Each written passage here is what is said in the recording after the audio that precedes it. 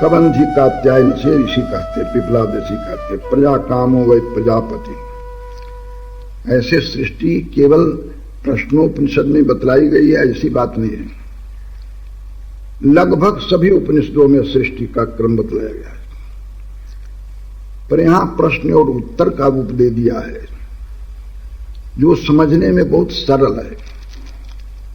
अन्यत्र इतना सुस्पष्ट क्रम नहीं है, बस इतना ही अंतर है। तस्मय कबंधी कात्यायन से सब पिपलाद ऋषि ने कहा प्रजा कामो वै प्रजापति। सृष्टि करने वाला जो प्रजापति है उसने सृष्टि करने से पहले तप किया। तप शब्द सुनते ही कृष्ण चांद्रायण आदि तप का स्मरण होता है, व्रत का स्मरण होता है, किंतु सृष्टिकर्ता परमेश्वर ने ऐसा तप किया होगा सृष्टि के लिए ये मत समझिए।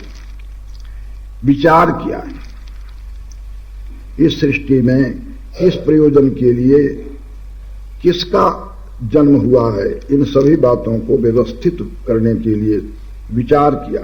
विचार ही तप है। तस्मै सर्ववाच प्रजा वै कामो वै प्रजापति स तपो तपित। प्रजा की उत्पत्ति और वृद्धि की कामना वाला प्रजापति ने विचार रूप तप किया और स तपस्तप्त्वा, और ऐसा तप करने के बाद स मिथुनम उत्पाद। सृष्टि को बने रहने के लिए मिथुन की आवश्यक। मिथुन कहते हैं दो जोड़ा, पति पत्नी। आज हम पति पत्नी को जिस दृष्टि से देखते हैं ऐसा ही नहीं, पर सृष्टि के लिए दो की आवश्यकता है, जोड़े की आवश्यकता है। उस प्रजापति ने मिथुन को उत्पन्न किया। वो मिथुन कौन है? एक भोग्य है और दूसरा भोक्ता है। इस आशा से एक जोड़े को उत्पन्न किया प्रजापति ने, किया हमारी प्रजा संतति विस्तार को ठीक रखेगा, सुव्यवस्थित रखेगा। इसलिए रई च प्राणम च इति एतो में बहुधा प्रजा करिष्यतः। ये दोनों रई और प्राण सृष्टि में बहुत काम करेंगे, बहुत विस्तार करेंगे, इस विश्वास के साथ और इसी अभिप्राय से उस मिथुन को जोड़े को उत्पन्न किया प्रजापति ने। जिसे रई कहते हैं और प्राण कहते हैं, उसी का थोड़ा स्थूल नाम और भी देते हैं। वो आदित्य और चंद्रमा है। पुराणों में इसी को सूर्य वंश और चंद्र वंश के रूप में लिया है, आख्यान दे करके समझाया है। जो प्रश्नोपनिषद में आदित्य के नाम से है उसी को, और चंद्रमा के नाम से है उसी को चंद्रवंश और सूर्यवंश कहा है। जिस सूर्यवंश में भगवान का जन्म हुआ, अवतार हुआ, और चंद्रवंश में भगवान श्री कृष्ण का अवतार हुआ है। सृष्टि का कर्म पुराणों में जैसा बतलाया गया है, जिस नाम से कहा गया है, उसी में जो पहले था उसको आदित्य और चंद्रमा के नाम से कहते हैं। आदित्य हवे प्राण, भोक्ता है, वह तो आदित्य है, और वही हम लोगों के शरीर में प्राण के रूप में है। रई रेव चंद्रमा, और भोग्य जो चंद्र है वो रई है, अन्न के समान है भोग्य। रईर्वा एतत् सर्वं यन्मूर्तम चामूर्तम च, यही संपूर्ण संसार के रूप में फैले हैं। कुछ मूर्त हैं, कुछ अमूर्त हैं। तस्मात् मूर्तिरेव रई। अमूर्त को भोक्ता कहते हैं, प्राण कहते हैं, आदित्य कहते हैं, और मूर्त को रई कहते हैं, भोग्य कहते हैं। भोक्ता और भोग के रूप में यही संसार में दिखाई पड़ते हैं। अथा आदित्य उदयन, आदित्य को हम भोक्ता कहते हैं। इसलिए भी आदित्य को भोक्ता कहते हैं कि वह जो उत्पन्न उदय होता है न प्रातः काल, तब पूर्व दिग्वर्ती जितने प्राणी हैं सबको आत्मसात कर लेता है, अपने में समेट लेता है। अथा आदित्य उदयन, यत् प्राचीन दिशम प्रविशति तेन प्राच्यान प्राणान रश्मिषु सन्निधत्ते। जब आदित्य पूर्व दिशा में उत्पन्न होता है तो पूर्व दिग्वर्ती जितने प्राणी हैं सभी प्राणियों के प्राण को अपने अधीन कर लेता है, अपने रश्मि में समेट लेता है, किरणों में। और वही जब कर्मशः चलता है दक्षिण दिशा में जाता है तो दक्षिण दिग्वर्ती प्राणियों के प्राण को समेट लेता है। जब पश्चिम की ओर जाता है, जब उत्तर की ओर जाता है, जब नीचे और ऊपर की ओर जाता है, तब तत्त स्थानवर्ती प्राणियों के प्राण को अपने में सन्निधान कर लेता है। यद दक्षिणाम यद प्रतीचिम यद उदीचिम यद अधो यद ऊर्ध्वम यदंतरा दिशो तत् यत् सर्वम प्रकाशयति। जो सबको प्रकाशित कर रहा है वो सबको अपनी रश्मि में सन्निधान कर लेता है। तेन सर्वान प्राणान रश्मिषु सन्निधत्ते। सभी प्राणी को यह आदित्य कर्मशः उन दिशाओं में जाकर के उन प्राणियों के प्राण को सन्निहित कर लेता है। स एष वैश्वानरः विश्वरूपः। वही आदित्य हमारे शरीर में वैश्वानर नाम से प्रसिद्ध है, विश्वरूप है, प्राण है, अग्नि है, उदयते तदेतत् ऋचाभ्युक्तम्। इसलिए वेद के ऋचाओं ने भी इसे प्रकाशित किया है। इस बात को वेद की ऋचाओं में भी कहा है। आने यह ऋग भाग नहीं है, ऋचाओं की व्याख्या है प्रश्नोपनिषद। ऋचा तो अन्यत्र है, सौनक शाखा में है, और उसी शाखा में मुंडक उपनिषद भी आई हुई है। इसलिए कई बार मुंडक उपनिषद की दुहाई भी देंगे प्रश्नोपनिषद में। विश्वरूपम हरिणम जात वेदसम। यह सूर्य की जो रश्मियां हैं विश्व रूप है, जात वेदा है, सबसे श्रेष्ठ स्थान है, ज्योति रूप है, एक है, जो सामने तपता हुआ दिखाई पड़ता है।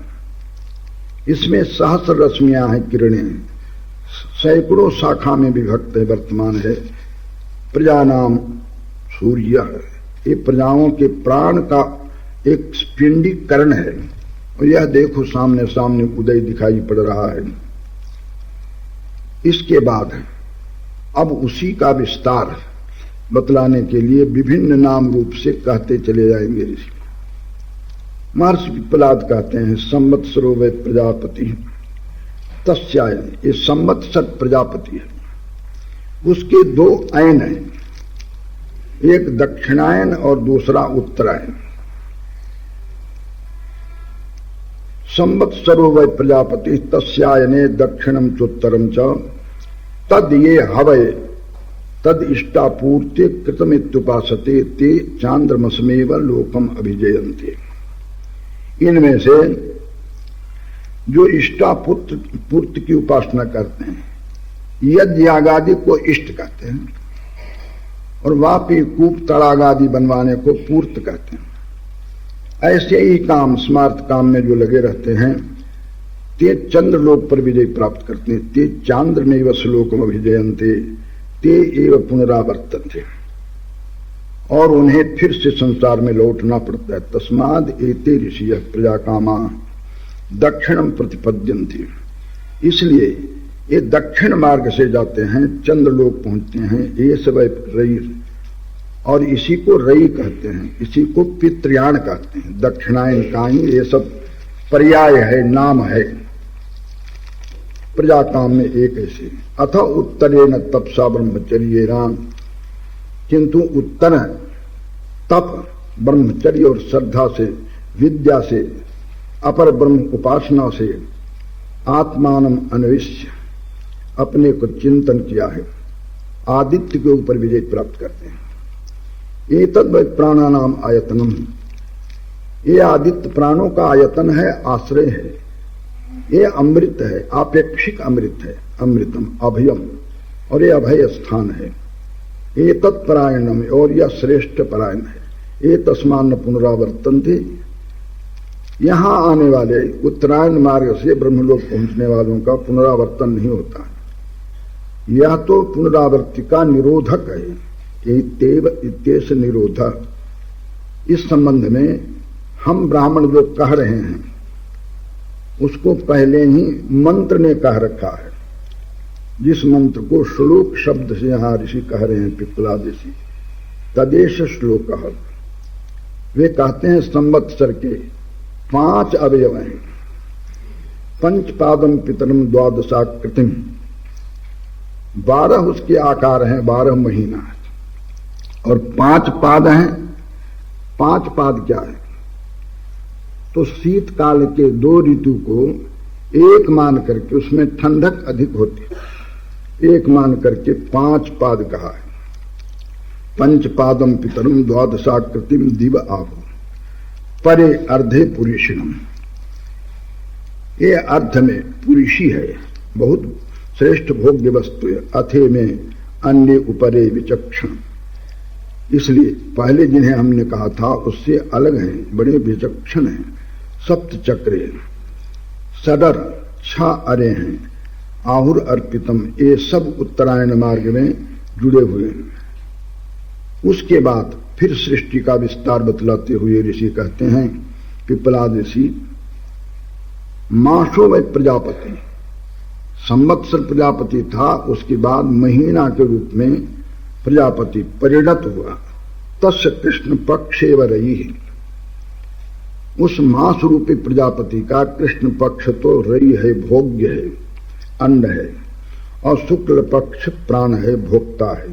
तस्माद एते ऋषि है, इसीलिए ये ऋषि लोग शुक्ल पक्ष में इष्ट करते हैं, इतर इतरस्मिन, और दूसरे कृष्ण पक्ष में करते हैं। मास, संवत्सर के बाद मास, मास के बाद दिन, जिसमें अहोरात्र, ये 2 अवयव हैं। अहोरात्रो वह प्रजापति, दिन और रात प्रजापति है। तस्या आहर एव प्राण, उनमें से दिन तो उसका प्राण है और रात्रि रई है, भोग्य है। एक भोक्ता है, दूसरा भोग्य है। प्राणम वायते प्रस्कंदी, किंतु वे लोग अपने प्राण का ही शोषण करते हैं। जो गार्हस्थ जीवन में रहते हुए दिन में रति करते हैं, वह अपने प्राण का ही शोषण कर रहे हैं। सृष्टि विस्तार का कार्य उन्हें जरूर सौंपा गया था, किंतु शास्त्र विधि के अनुकूल ही सृष्टि करते तो बड़ा अच्छा था। ये ते प्रस्कंदंती, ये दिवारत्या संयुज्यंती, जो दिन में रति से संयोग करते हैं वे अपने प्राण का ही शोषण कर रहे हैं, और जो रात्रि में ऋतुकाल में अपनी पत्नी के साथ संगमन करते हैं वे ब्रह्मचारी हैं। उनको ब्रह्मचारी कहना चाहिए। ब्रह्मचर्य में वह तद यद रात्रो रत्या संयुज्यंती, जो रात्रि के समय रति के साथ संयोग करते हैं।